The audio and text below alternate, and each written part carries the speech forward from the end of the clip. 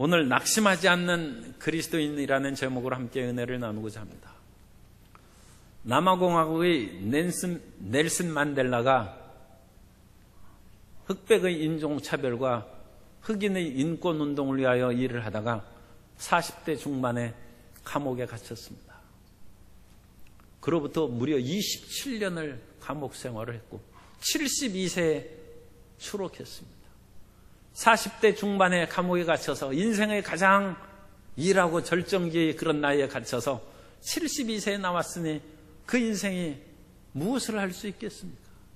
그런데 넬슨 만델라는 낙심하지 않고 남아공에서 최초의 흑인 대통령으로 제8대 대통령으로 당선이 되었습니다. 우리 크리스찬들이 이 세상을 살아가면서 어려움과 고통에 빠지면 좌절하고 낙심하여 뒤로 물러가기가 쉽습니다. 그러나 하나님은 위대하십니다. 하나님께서 우리를 향한 하나님의 뜻을 우리가 힘과 용기를 가지고 전진하기만 하면 하나님께서 이루어 주십니다. 모세는 40세 민족 해방을 시작했다가 좌절을 겪고 그야말로 도피자가 되어서 광야에서 40년을 살았습니다. 80세가 되었을 때 하나님께서는 모세를 부르사 너는 애굽의 바로에게 가서 내 백성을 해방시키라고 선포하라고 명령을 주시고 모세는 그 모든 하나님의 명령을 성령의 능력으로 이루어낸 것입니다. 오늘날 낙심하지 않는 그리스도인을 통하여 하나님께서 위대한 일을 행하시기를 원하십니다. 힘과 용기로 충만한 하나님의 백성이 되시기를 바랍니다. 첫째로 하나님께서는 그 종을 붙잡아 주셔서 불굴의 성공을 이루게 하십니다. 하나님의 종이라는 것은 특별한 의미가 있습니다. 1892년 독일학자 둠은 종의 노래라는 그런 특별한 주제를 가지고 주석서를 썼습니다. 그로부터 100년이 지나도록 이사야서의 네 부분은 종의 노래, 고난의 종이라는 것으로 일컬어져 왔습니다. 그리고 그것은 메시아에 대한 예언으로 많이 해석이 되었습니다만 우리가 잘 아는 이사야 53장과 같은 분명한 메시아의 예언이 있는 반면에 또 다른 그런 부분에 있어서는 하나님의 신실한 종의 활동으로 우리가 그 모습을, 그 내용을 해석할 수 있습니다. 오늘 이사야 42장에서도 그리스도의 쇠하지 아니하고 불굴의 용기로 인류를 구원하신 하나님의 섭리인 반면에 또 한편으로는 그리스도 예수 안에서 우리도 낙심하지 않으면 하나님의 일을 이룰 수 있다는 것을 깨달아 알 수 있습니다. 우리가 하나님의 일을 행하기 위해서는 먼저 하나님께서 붙들어 주십니다. 세상은 돈이 붙들어 준 사람이 있고 권력이 붙들어 준 사람이 있습니다. 그러나 우리는 담대하게 말할 수 있습니다. 따라서 하시기 바랍니다. 나는 하나님이 붙들어 주시는 사람입니다. 하나님이 붙들어 주신다. 하늘과 땅과 모든 세계를 지으신 하나님이 우리를 붙들어 주시고 사람들은 세상의 그런 일을 행하기 위해서 돈이 필요하고 권력이 필요하고 여러 가지 자금이 필요하다고 그러는데 하나님께서 하늘과 땅을 지으시고 모든 것을 가지셨는데 무엇을 못 채워주시겠습니까? 그런데 하나님이 붙드시는 종은 나의 영을 그에게 주신다는 것입니다. 우리에게 가장 필요한 것은 성령으로 충만함을 받는 것이고 하나님의 영으로 채움을 받는 것입니다. 예수님의 제자들이 낙심천만하여 십자가 사건 이후에 힘을 잃고 용기를 잃고 그야말로 거의 낙심할 뻔했어요. 그때 예수님께서 부활하신 예수님께서 그들에게 성령의 충만함을 받기까지 이 예루살렘을 떠나지 말라 하셨고 그 약속을 붙잡고 열심히 기도한 예수님의 제자들과 120명의 제자들이 오순절 성령의 충만함을 받았습니다. 그 뒤에 베드로가 완전히 변했어요. 그래서 베드로가 어느 날 성전 미문을 들어갔는데 나면서부터 걷지 못한 사람이 있었습니다. 그때 베드로와 요한이 그 사람에게 말합니다. 우리를 주목하여 보라. 그 사람이 무슨 돈을 얻을까 해서 바라봤을 것입니다. 그때 베드로가 얘기합니다. 은과 금은 내게 없거니와 내게 있는 것으로 내게 주노니 곧 나사렛 예수 이름으로 일어나 걸으라. 그러자 그 사람이 발과 발목에 힘을 얻고 곧바로 일어나서 뛰면서 걸으며 하나님을 찬양했습니다. 우리에게 하나님의 영을 부어주셨은즉 우리는 할 수 있는 사람이 되고 우리의 앞길은 열릴 것입니다. 그러면 그 하나님의 영으로 체험받은 사람이 무슨 일을 합니까? 그 사람은 정의를 실행한다는 것입니다. 내가 택한 사람을 보라. 내가 나의 영을 그에게 주었은즉 그가 이방에 정의를 베풀리라. 작은 정의는 법률적인 정의입니다. 세상에 법대로 시행하는 것이 정의를 구현하는 것이죠. 그러나 이 세상에 완전한 법이 없습니다. 그러므로 법을 내려주신 하나님의 살아계시고 하나님의 다스림을 선포하는 것이 최상의 정의입니다. 하나님이 세상을 다스리십니다. 하나님이 우주를 창조하시고 인생의 생사화복을 주장하시고 지도자를 세우시기도 하고 폐하시기도 하고 하나님이 다스리신다는 것입니다. 이것을 선언하는 것이 정의입니다. 성경의 가장 높은 정의는 하나님의 다스리심을 얘기하는 것입니다. 그 다스림을 얘기할 때 그 고난의 종, 하나님의 종은 큰 소리로 외치지 않습니다. 2절에 보면 그는 외치지 아니하며 목소리를 높이지 아니하며 그 소리를 거리에 들리게 하지 아니한다고 말씀합니다. 요즘은 PR 시대에 되어서 PR이 그런 속된 말로 PR을 해석하면 피 터지게 알리는 것이 PR이랍니다. 요즘에 목소리를 아끼지 말고 선거운동을 해야 되고 그야말로 모든 사람들이 피 터지게 자기를 알리지 않으면 아무도 알아주지 않아요. 목소리 큰 사람이 인정받고 알아주는 그런 세상이 되었고 그런 일들이 좀 많이 있습니다. 그러나 하나님의 이 종은 외치지 아니한다고 했어요. 그 소리를 들리지 않게 한다고 했습니다. 그것은 목소리로 그 사람을 강압하지 않는다는 뜻입니다. 수많은 사람이 큰 목소리로 다른 사람을 억누르고 소리를 못 내게 그 사람이 워낙 소리가 크니까 다른 사람이 그걸 대들었다가는 오히려 낭패를 당해서 그야말로 큰 소리를 못 냅니다. 그러나 하나님의 종은 다른 사람의 인격을 존중하고 그 사람을 용기를 북돋아주고 힘을 주고 그를 이끌어간다는 것입니다. 그래서 하나님께서는 힘있고 강한 사람들에게만 예수님 믿고 힘있고 강한 사람들이 교회에 많이 들어오면 교회도 힘있고 강해지겠죠. 그러나 하나님은 더욱 강하십니다. 그래서 하나님께서는 오히려 상한 갈대를 부르라고 하십니다. 하나님께서는 상한 갈대를 꺾지 아니하시고 꺼져가는 등불을 끄지 아니하신 것입니다. 상한 갈대가 하나님 앞에 무슨 문제가 되겠습니까? 그것은 상한 인생을 말하는 것입니다.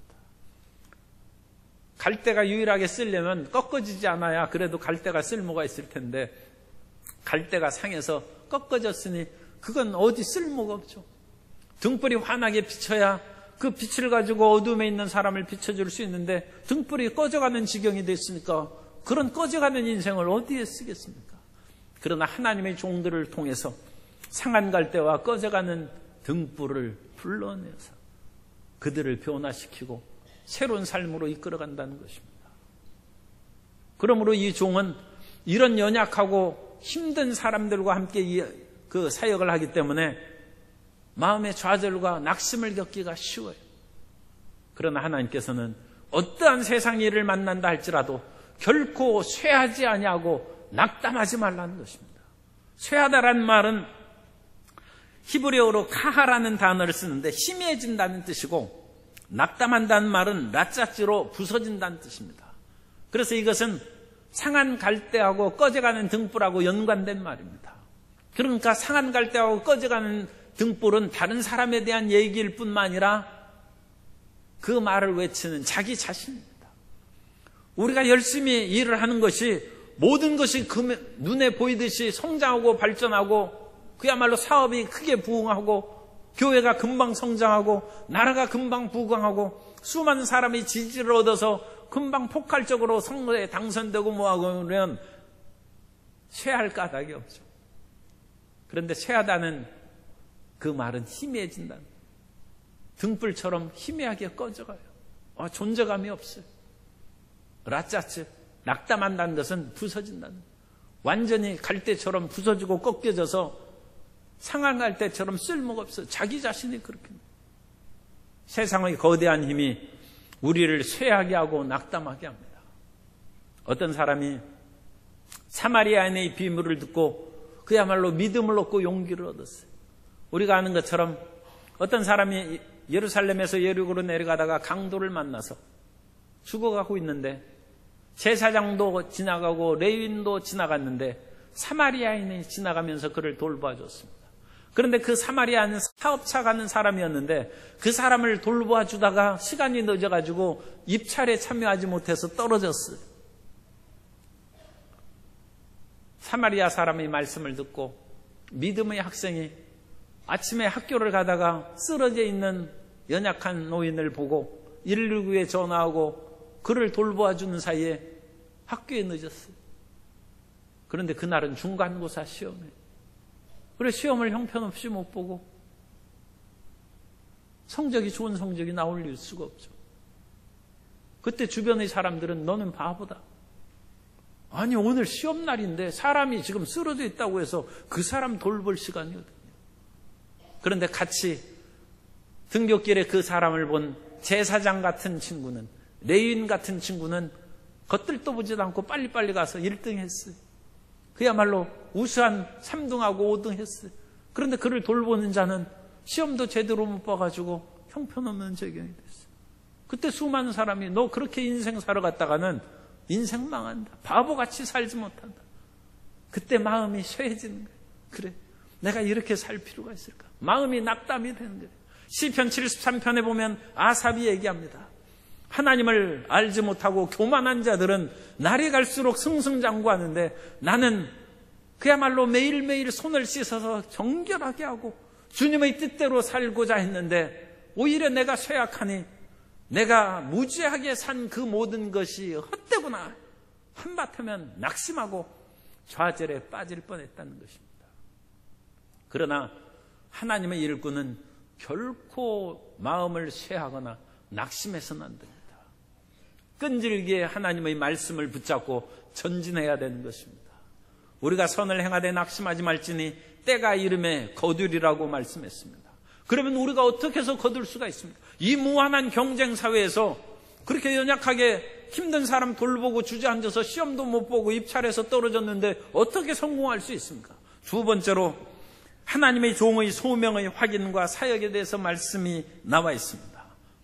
우리가 하나님의 종이 되어서 하나님의 백성이 되어서 하나님의 자녀가 되어서 이 세상을 살아갈 때 주님의 말씀대로 살아가면 하나님의 도우심이 있다는 것입니다. 그 하나님은 천지와 만물을 지으신 하나님이라고 5절에서 말씀합니다. 하늘을 창조하여 펴시고 땅과 그 소산을 내시며 땅의 백성에게 호흡을 주시며 세상의 어떤 것을 의지하면서 그런 식으로 옆길로 비켜나가서 우리가 소외됐으면 다시 일어나기 어려울 것입니다. 그러나 하나님은 죽은 자를 살리시고 없는 것을 있는 것 같이 부르시는 하나님이십니다. 그러므로 주의 말씀을 따라서 사마리아인처럼 우리가 비껴난 그런 일이 있을지라도 주님께서 세워주십니다. 하나님이 하늘을 지으시고 하나님께서 땅을 세우시고 인류의 역사를 주관해 나아가시는 것입니다. 6월이 되어서 그야말로 세석산에도 온갖 초목이 가득한 녹음의 계절이 되었어요. 그런데 하나님께서는 이 풀들을 싹이 나게 하시고 자라나게 하시고 또 하나님께서 이 모든 것을 시들어버리고 없애버리기도 하는 하나님이라고 말씀하고 있습니다.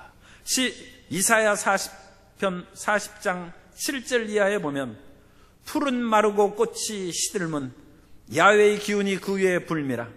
이 백성은 실로 풀이로다. 풀은 마르고 꽃은 시드나 우리 하나님의 말씀은 영원히 서리라 하도다. 아무리 무성한 녹음의 풀과 나무를 할지라도 풀은 시들고 꽃은 떨어집니다. 그러나 하나님의 말씀은 영원토록 서는 것이고 하나님의 말씀은 반드시 이루어지는 것입니다.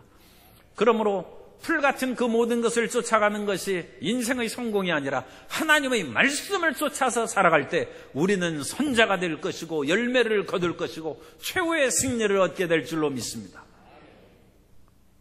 그러므로 용기를 갖고 우리가 살아갈 수 있어요. 하나님께서는 그 연약하고 세상에서 그렇게 살면 바보같이 쓰러지고 결코 성공하지 못한다 할 때 주님께서 우리에게 힘을 주십니다. 나는 야훼라. 내가 너를 불렀다는 것입니다. 하나님께서 쓰신다는 것입니다. 하나님께서 세우신다는 것입니다. 그러므로 마음을 쇠하고 낙담하지 말라는 것입니다. 구약 성경의 가장 대표적인 훌륭한 주의 종이 모세와 엘리야입니다. 그런데 엘리야가 이스라엘 백성들이 우상을 숭배하고 하나님의 뜻에서 어긋나자 3년 6개월 동안 비가 내리지 않기를 기도했고 이제 막판에 이르렀을 때 바알과 그 아세라 선지자를 모아서 갈멜산에서 하늘에서 응답이 내리는 시합을 합니다. 그 시합에서 엘리야가 이기고 바알과 아세라의 거짓 선지자들을 다 붙잡아서 기손 시내에서 다 처단했어요. 그리고 엘리야가 하늘을 향하여 기도합니다. 무릎을 꿇고 7번 기도하며 먹장구름이 몰려오더니 그야말로 장대비가 내리기 시작해서 3년 6개월의 가뭄이 끝나고 모든 백성들이 그야말로 하나님을 찬양하고 기뻐 날뛰는데 변하지 않은 사람이 있어요. 아합의 왕비인 이세벨이 변하지 않습니다. 오히려 하늘에서 비가 내리고 바알과 아세라 선지자가 다 처단됐는데도 불구하고 이세벨은 내일 이맘때 엘리야의 목이 그 바알과 아세라 선지자들이 죽은 것 같이 죽지 않으면 하나님 그 벌을 내리실 것이다. 이세벨이 엘리야를 죽이고 결심한 것입니다. 그 소식을 들은 엘리야가 하나님, 내가 할 수 있는 것을 다 하고 그야말로 3년 6개월 마른 하늘에서 피가 쏟아지고 그 위대한 역사가 이루어졌는데도 아직 변하지 않고 깨지지 않은 사람이 있으니 내 사역이 무슨 의미가 있겠습니까? 해서 낙심했어요.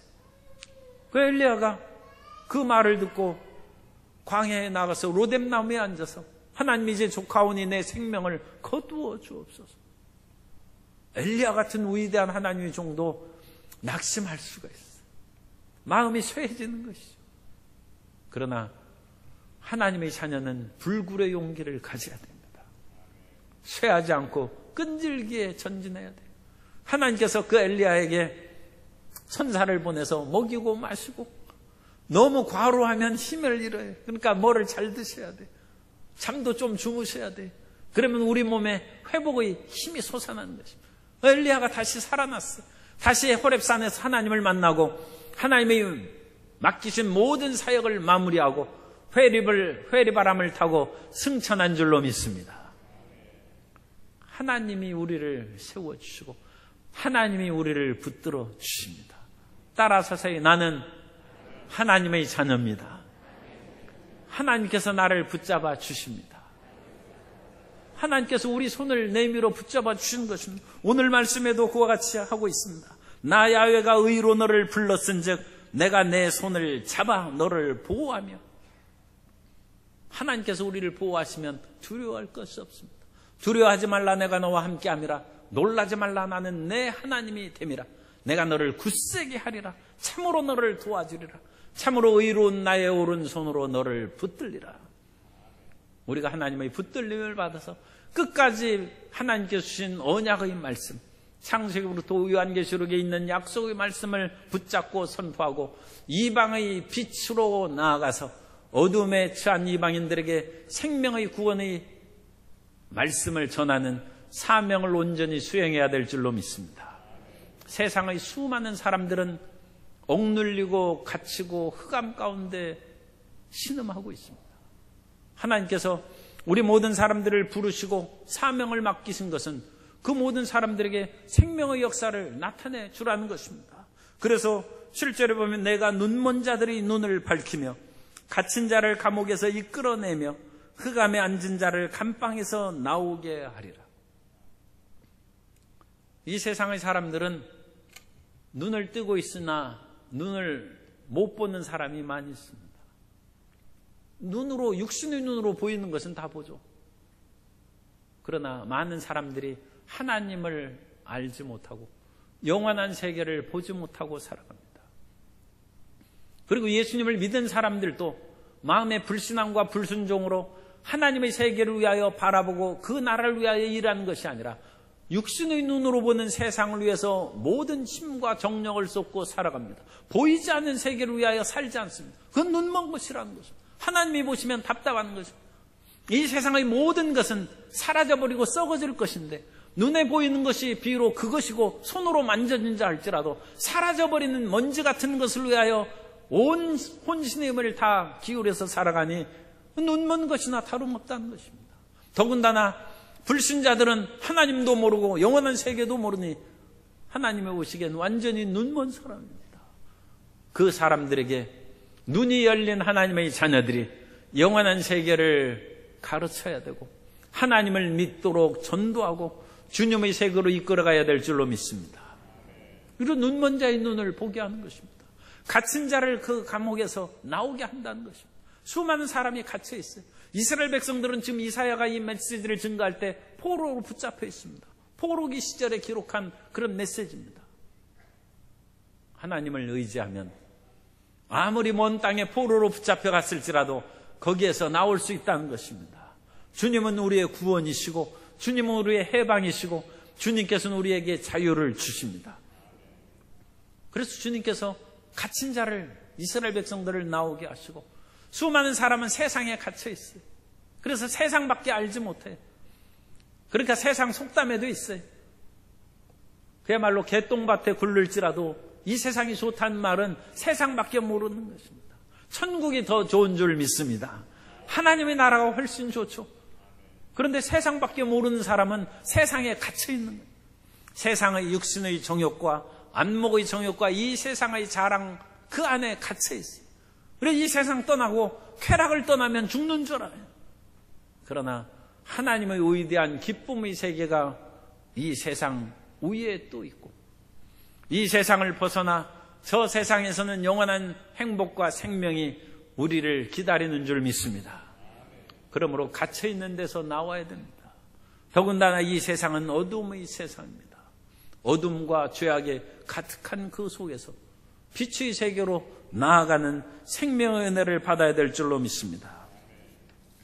골로새서 1장 13절 이하에 보면 그가 우리를 흑암의 권세에서 건져내사 그의 사랑의 아들의 나라로 옮기셨으니 그 아들 안에서 우리가 속량 곧 죄사함을 얻었도다. 우리는 흑암의 나라에서 흑암의 권세 속에서 살아가고 있는데 사랑의 아들 나라로 우리를 옮겨주시는 것입니다. 그 옮겨주시는 은총을 받은 사람들마다 그 놀라운 하나님의 사랑을 전파하는 하나님의 붙드시는 종이 되고 하나님의 일꾼이 되어야 될 줄로 믿습니다. 그래서 우리가 그 안에서 생명의 풍성함을 얻는 것입니다. 예수님께서 이 땅에 오신 것도 그 놀라운 일을 행하기 위해서 이 땅에 오셨습니다. 그러므로 예수님의 메시아의 선언은 곧 이사야 42장에 있는 그 말씀의 성취와도 같습니다. 누가복음 4장 18절 이하에서 말씀합니다. 주의 성령이 내게 임하셨으니 이는 가난한 자에게 복음을 전하게 하시려고 내게 기름을 부으시고 나를 보내사 포로된 자에게 자유를 눈먼 자에게 다시 보게 함을 전파하며 눌린 자를 자유롭게 하고 주의 은혜의 해를 전파하게 하려 하심이라 하였더라.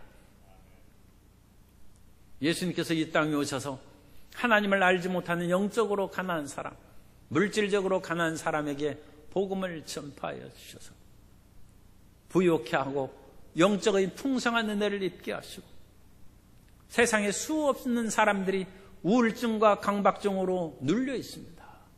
그 눌려 있는 사람들에게 마귀의 권세에서 벗어나게 하시고 하나님의 자유와 해방을 얻게 은혜를 내주십니다. 예수님께서는 실제로 눈먼 사람도 치료하셨습니다. 여리고에 있는 눈먼 바디메오를 주님께서 치료하셔서 눈을 활짝 뜨게 하시고 어떤 사람은 나면서부터 눈 동자가 없었어요.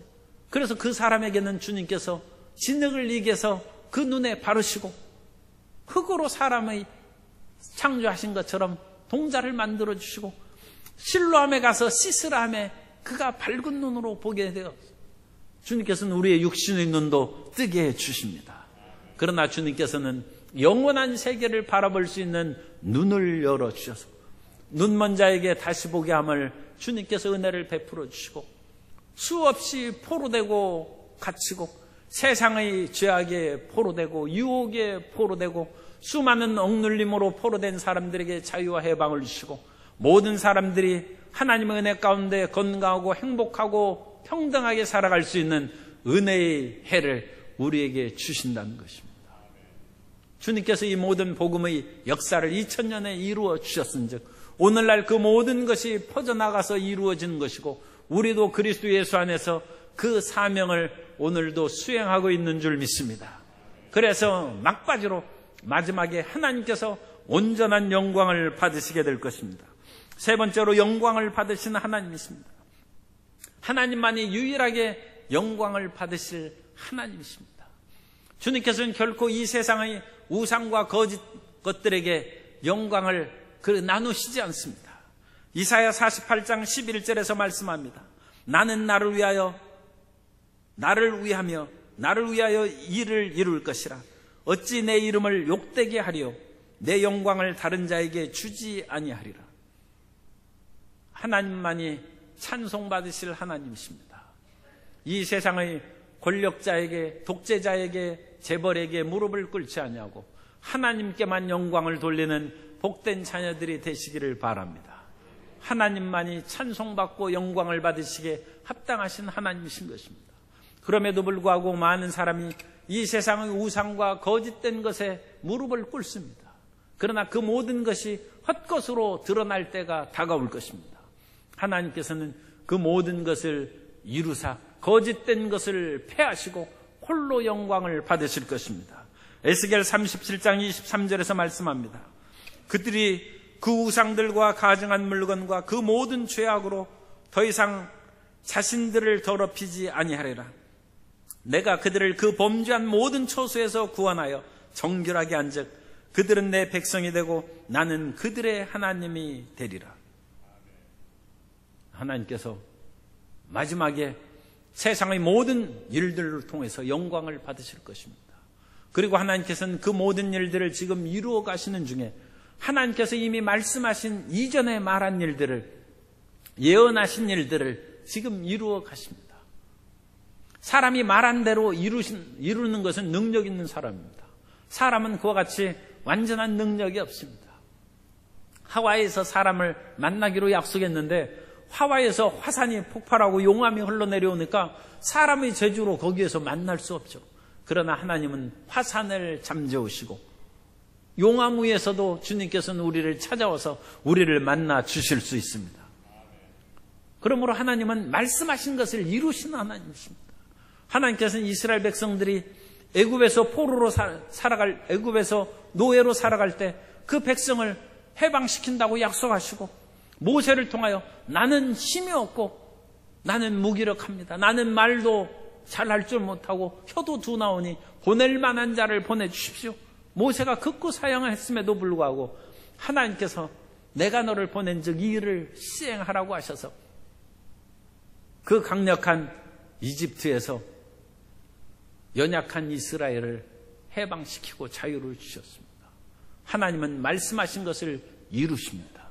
그러므로 이스라엘 백성들이 지금 포로로 바벨론에 붙잡혀 있다 할지라도 그들을 이끌어내시고 실질적으로 이스라엘 백성들을 538년에 자유와 주전 538년입니다. 자해방을 주셨어요. 그래서 그 고토에서 그 이스라엘 백성들이 예루살렘으로 돌아온 것입니다. 시편 137편에서는 얘기합니다. 우리가 포로에서 돌아올 때 우리는 꿈꾼 것 같았다고 했어요. 아, 그런 일이 정말 이루어진다. 하나님은 말씀하신 대로 이루시는 분입니다. 그리고 그 강력한 바벨론을 주님께서 진토와 같이 소돔과 고모라 같이 멸하셨습니다. 이사야 13장 19절 이하에 보면 열국의 영광이요 갈대아 사람의 자랑하는 놀이개가 된 바벨론이 하나님께 멸망당한 소돔과 고모라 같이 되리니 그곳에 거주할 자가 없겠고 거처할 사람이 대대 없을 것이며 아라비아 사람도 거기에 장막을 치지 아니하며 목자들도 그곳에 그들의 양떼를 쉬게 하지 아니할 것이요. 하나님께서 바벨론을 멸망시키고 이스라엘에게 해방을 주셨습니다. 그런데 하나님께서는 희한하게도 이스라엘의 위대한 지도자가 태어나서 바벨론을 물리치고 해방시킨 것이 아니라 딴 데 있는 사람을 불러가지고 바벨론을 멸망시키고 이스라엘을 해방시켰어요. 하나님은 모든 나라를 다스리십니다. 그래서 하나님께서는 페르시아의 고레스를 세워서 바벨론을 멸망시키고 이스라엘을 해방시켰어요. 오늘날 우리 스스로도 통일과 평화의 아름다운 한반도를 만들어갈 수 있다고 기도하고 하나님께서 능력 주시기를 원하지만, 또 오늘날 세상을 보면 우리와 상관없는 그 사람이 갑자기 나타나서 모든 것을 종전선언한다고 뭐하고 그러는데, 우리도 꼈으면 참 좋을 것 같습니다만, 어쨌든 평화의 한반도가 새롭게 이루어질 줄 믿습니다. 우리가 기도한 것을 하나님께서 고레스를 통해서 이루시는 것입니다. 이사야 41장 25절에서 말씀합니다. 내가 한 사람을 일으켜 북방에서 오게 하며 내 이름을 부르는 자를 해돋는 곳에서 오게 하였나니 그가 이르러 고관들을 석회같이 토기장이가 진흙을 밝음같이 하리니 그럼으로써 이스라엘의 해방이 이루어지고 포로에서 돌아온 역사가 나타났다는 것입니다. 하나님께서 하시는 것입니다. 하나님께서는 어떤 사람을 사용하시든지 하나님의 뜻을 이루시는 것입니다. 그래서 하나님의 정의가 이 땅에 실현되고 하나님의 평화가 이 땅에 이루어지고 하나님과 사람이 화목하고 사람과 사람이 화목하는 새로운 세계를 이루어 가실 것입니다. 이사야는 위대한 이와 같은 화평과 새로운 세계에 대한 비전을 이사야 43장 19절 이하에서 외칩니다. 보라, 내가 새 일을 행하리니 이제 나타낼 것이라. 너희가 그것을 알지 못하겠느냐? 반드시 내가 광야의 길을 사막의 강을 내리니 장차 들짐승 곧 승냥이와 타조도 나를 존경할 것은 내가 광야의 물을 사막의 강들을 내어 내 백성 내가 택한 자에게 마시게 할 것임이라. 이 백성은 내가 나를 위하여 지었나니 나를 찬송하게 하려 함이니라. 광야에 물이 터져나오고 반석에서 물이 터져나오고 그 메마른 사막에 강이 흐르는 거예요. 어찌 그런 일이 있겠나 싶어도 하나님이 하십니다. 우리의 인생에 위대한 새로운 역사가 나타날 것입니다. 그러므로 끝까지 믿음을 굳게 하고 어떠한 어려움과 힘든 일이 다가온다 할지라도 마음을 쇠하게 하고 낙담하면 안 됩니다. 낙담하지 말고 마음을 굳세게 하고 강하고 담대하게 전진하는 성도 여러분 되시기를 주님 이름으로 축원합니다. 우리가 믿는 하나님은 하늘을 창조하시고 땅을 창조하시고 만물의 생성 소멸을 주관하시고 인생의 생사화복을 주관하시고 인류의 역사를 주장하시는 하나님이십니다. 그 하나님께서 약속하신 대로 새 일을 이루어 주실 것입니다. 그 새 일이 눈앞에 나타났은즉 끝까지 믿음으로 전진하여 하나님께 온전한 영광을 돌리고 이 세상의 어긋나는 것에 미혹받지 아니하고 담대하게 믿음으로 전진하는 성도 여러분 되시기를 예수님 이름으로 축원합니다.